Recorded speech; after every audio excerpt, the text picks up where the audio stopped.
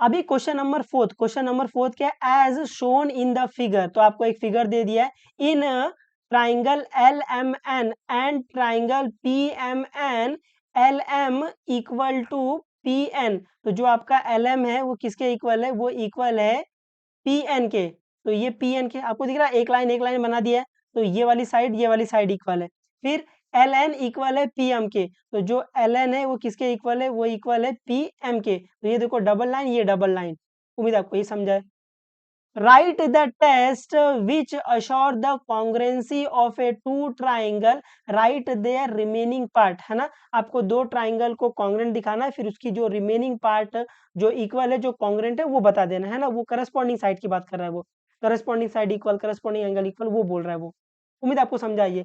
तो यहाँ पर देखो आपको बोला है कि बेटा ट्राइंगल एल एम एन है और ट्राइंगल पी एम एन है, इन दोनों ट्राइंगल को कॉन्ग्रेंट दिखाओ। तो आप उन 5 टेस्ट में से कोई एक टेस्ट यूज करोगे और इसको कॉन्ग्रेंट दिखा दोगे। उम्मीद आपको समझा है। तो सोल्यूशन में जो ट्राइंगल आपको कॉन्ग्रेंट दिखाना ना, वो लेके चलो। तो सोल्यूशन 1, तो सोल्यूशन में पहला अपन क्या लिखेंगे, पहला अपन लिखेंगे इन ट्राइंगल, तो क्या लेंगे, इन ट्राइंगल, कौन सा triangle, triangle L M N and triangle P N M. तो अभी देखो ट्राइंगल एल एम एन कहाँ है, ये देखो ये ट्राइंगल एल एम एन है, तो मैंने इसको ब्लू कलर से बना लिया है ताकि आपको दिखे कि कौन से ट्राइंगल की बात हो रही है। और कौन सा triangle, triangle P N M, तो पी एन एम, तो इसको मैंने दूसरे कलर से बना लिया ताकि आप ये डिस्टिंग्विश कर पाओ, ये फर्क कर पाओ कि कौन से ट्राइंगल की बात हो रही है। तो आपको ये वाला ट्राइंगल इस वाले ट्राइंगल के कॉन्ग्रेंट दिखाना है, ठीक है।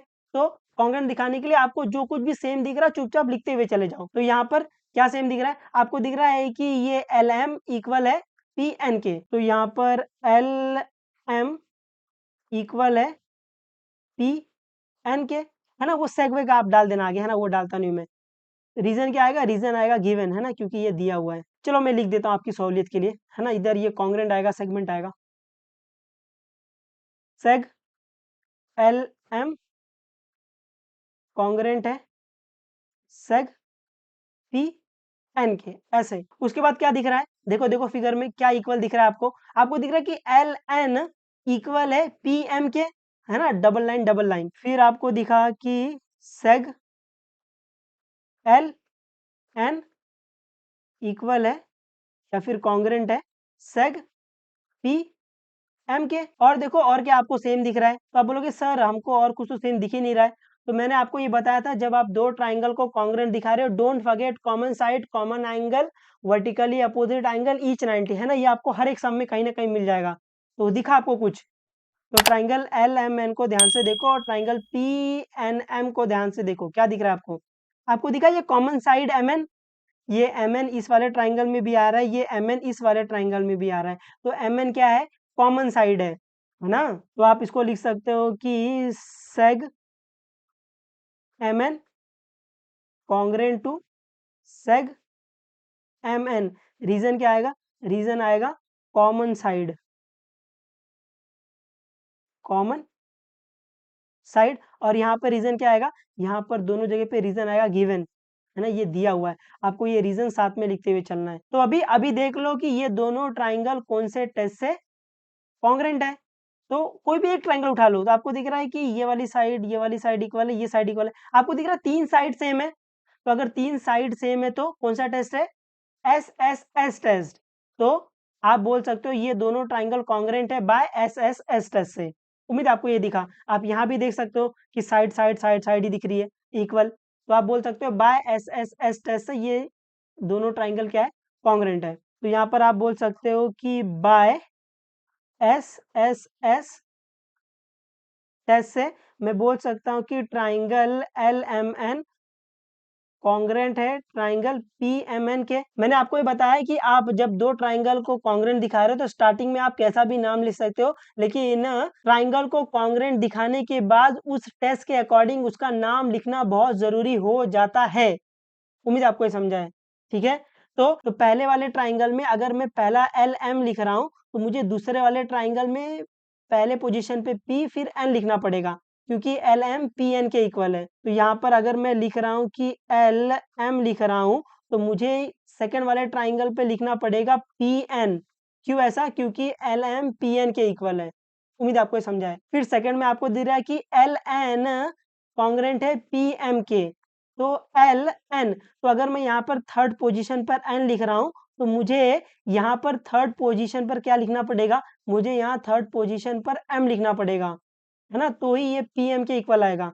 उम्मीद आपको समझाइए। तो अगर मैं यहाँ पे थर्ड पोजीशन पर एन लिख रहा हूँ तो मुझे यहाँ पर थर्ड पोजीशन पे क्या लिखना पड़ेगा, थर्ड पोजीशन पर एम लिखना पड़ेगा। उसके बाद एम एन इक्वल है एम एन के, यहाँ पर आपको दिख रहा है कि M N second and third position पर है, तो यहाँ पर भी आपको दिख रहा है कि इस वाले ट्राइंगल में भी जो एम एन है वो थर्ड और सेकेंड पोजीशन पर है, ऐसे, है ना। उम्मीद आपको समझा है। तो अपन ने इस टेस्ट के अकॉर्डिंग इसका नाम लिख दिया है, आपको ये लिखने आना चाहिए, नहीं तो जिंदगी बहुत दुखदायी हो जाएगी। उम्मीद आपको ये थोड़ा बहुत समझा है, आ जाएगा आपको ये, है ना, आपको ये नाम लिखने आना चाहिए। आपको याद ये रखना है कि आप स्टार्टिंग में जब आप दो ट्राइंगल को कॉन्ग्रुएंट दिखा रहे हो तो आप स्टार्टिंग में कोई भी नाम लिख सकते हो, इस ट्राइंगल का कैसे भी नाम लिख सकते हो, लेकिन जब आप दो ट्राइंगल को कॉन्ग्रुएंट दिखा लेते हो तो उस टेस्ट के अकॉर्डिंग उसका नाम लिखना बहुत जरूरी हो जाता है और आपको ये सीखना पड़ेगा।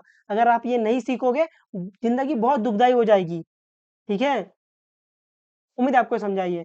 अभी जब दो ट्राइंगल कॉन्ग्रुएंट हो जाता है उसके बाद की कहानी क्या है, उसके बाद की कहानी है कि their corresponding sides are equal या फिर congruent, their corresponding angles are equal या फिर कॉन्ग्रुएंट, है ना, जो भी आप बोलना चाहो।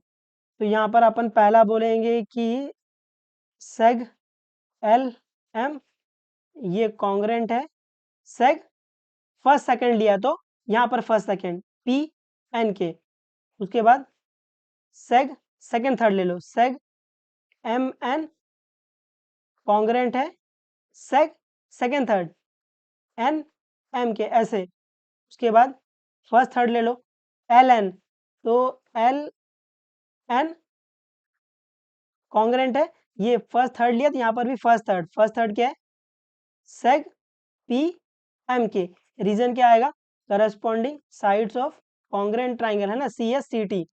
उसके बाद सेकेंड जो करस्पॉन्डिंग एंगल है वो भी इक्वल रहेगा, तो आप यहाँ पे सिंपली लिख सकते हो कि एंगल एल कॉन्ग्रुएंट है एंगल पी के, एंगल एम कॉन्ग्रुएंट है एंगल एन के, और एंगल एन कॉन्ग्रुएंट है एंगल एम के, ऐसे। आप ये एक लेटर में नाम लिखोगे तो भी चलेगा, आप तीन लेटर में नाम लिख दोगे तो भी चलेगा, है ना, मैं आपको तीन लेटर में भी नाम लिख के दिखा देता हूँ ऐसे। तो आप ये एंगल एल एंगल पी के इक्वल है, तो आप इसको लिख सकते हो कि एंगल एम एल एन ये कॉन्ग्रुएंट है किसके, ये पी बीच में आना चाहिए बस, तो ये आएगा एन पी एम, ऐसे, ये समझा। और ये एंगल एम एंगल एन के इक्वल है, तो इस वाले ट्राइंगल में एंगल एम को बीच में रखो, बाकी दो को यहाँ वहाँ फेंक दो, तो ये आएगा एंगल एल एम एन, ये कॉन्ग्रुएंट है किसके, एंगल एन एन एन बीच में आना चाहिए, तो एंगल पी एन एम के, ऐसे। उम्मीद आपको समझाइए। और आप इसको कैसे लिख सकते हो, एंगल एन एंगल एम के इक्वल है, तो यहाँ पर एंगल एल एन एम, है ना, एन बीच में आ गया, कॉन्ग्रुएंट है किसके, एम के, तो इसको एम बीच में ले लो, तो एंगल पी एम एन के, ऐसे। और रीजन क्या आएगा, रीजन आएगा सी ए सी टी, ऐसे। उम्मीद आपको समझाइए, आ जाएगा आपको ये, आ जाना चाहिए। उम्मीद आपको ये थोड़ा बहुत समझाए, तो पढ़ते रहो, जो भी डाउट रहेगा दुख तकलीफ परेशानी बता देना, कोई दिक्कत नहीं। चलो बाबा टेक केयर और मचा दे रहा हो एकदम।